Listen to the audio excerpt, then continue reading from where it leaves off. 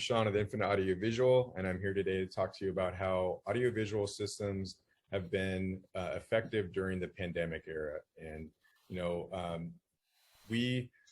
going through these difficult times, we want to make sure that we can work effectively. And I think that's been, important when transitioning from maybe working in the office full time to working in, at home full time, or maybe it's part-time, in the office and part-time at home. And obviously video conferencing is a huge component of being able to communicate effectively while not being, face-to-face with the person. So, what we're seeing is that video conferencing systems like Zoom and other, systems are being used quite a bit, and their usage has gone just through the roof. And, this is for, schools, this is for, offices, and a lot of different use cases.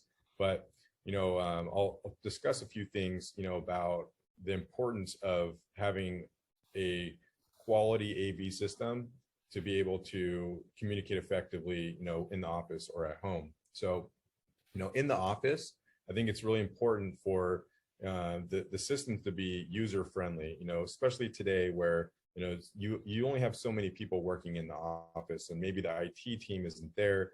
And you really want to make sure that the conferencing systems are easy to use, they're functional, and they're going to work consistently, and have less troubleshooting and just more, happy users that are just going to walk into a room and make it work every time. I think that's really important, for the office. Now, for users at home, what we've seen is there's a lot of, variance, right, in how users want to set up their video conferencing at home. Like today, I'm just on my laptop, right? Well, if I'm setting up maybe a location in my home to do my video conferencing meetings with customers or coworkers, things I want to consider are, is the lighting. Do I have good lighting, or am I looking like a shadow, and you can't really tell who I am?